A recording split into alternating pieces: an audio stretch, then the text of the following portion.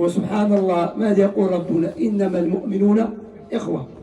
فأنا مرة كنت في اللايف على التيك توك على المباشر، كنت أذكر هذا، قلت يا إخوة هذه نصيحة لأحبابنا في المغرب والجزائر، فيه مخطط صهيوني أمريكي مجوسي لنشر الفوضى بين المسلمين، خاصة بين المغاربة وإشعال فتنة. نعم نحن نعرف فيه فتنة بين الدولة، نعم الحكومات، فنسأل الله أن يصلح بينهم. طيب هذه الأمور لا ترجع إلى الشعوب وأفراد الناس يتكلمون فيها، ترجع إلى الولاة والعلماء. الله يقول إذا جاءهم أمر من الأمن أو الخوف أذاعوا به ولو ردوا إلى الرسول وأولي الأمر، ليس إلى أفراد الناس على التيك توك.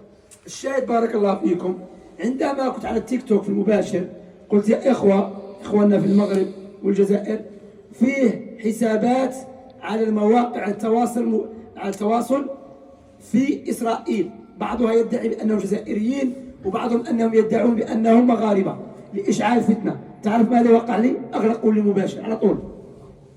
فأنا لأن ايش ما يصير يغلق المباشر، فقلت لماذا أغلقوا المباشر؟ هيت سبيتش. ذات أنا شخصيا أستمع إلى المقطع إلى المباشر ما كان فيه هيت سبيتش، لكنهم يكذبون. سبحان الله. فنحن سبحان الله لا، في بعض الناس سبحان الله يتفرج مقطع لأخ مغربي أو لمغربي يطعن في الجزائريين فيحكم على كل المغاربة، أو في أخ مغربي يتفرج على جزائري. بعض هؤلاء مرضى القلوب وبعضهم منافقين من كلا الجهتين، من الجزائر أو المغرب، عندهم نفاق، عندهم بغض، لا يريدون المسلمين يكونوا مجتمعون، فيدخلون من هذا الباب لإشعال الفتنة. نحن الإسلام، نحن ولاؤنا وبراؤنا للإسلام. طيب أنا أخ مغربي مسلم على السنة أحبه أكثر من جزائري كافر بالله.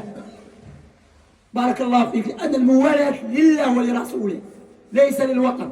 نعم ندافع عن أوطاننا بالحق، أنا الحمد لله أدافع عن بلدي عندما أرى فيه ما يسبب المعارضين الجزائريين في بريطانيا أو فرنسا أنه سبب خوارج ودعاة فتنة، وأدافع عن بلدي.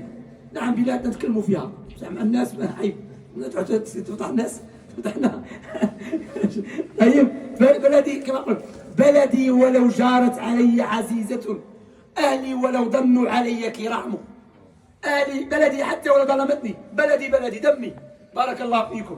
بلدي مات عليها ملايين الشهداء إن شاء الله تعالى، فأذهب إلى فرنسا أطعن في بلدي؟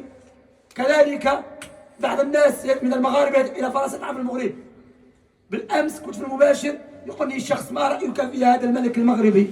يقول بأنه من نسب أهل البيت. قلت لا، ايش دخلنا في هذا الموضوع أصلا؟ إذا هو قال أنه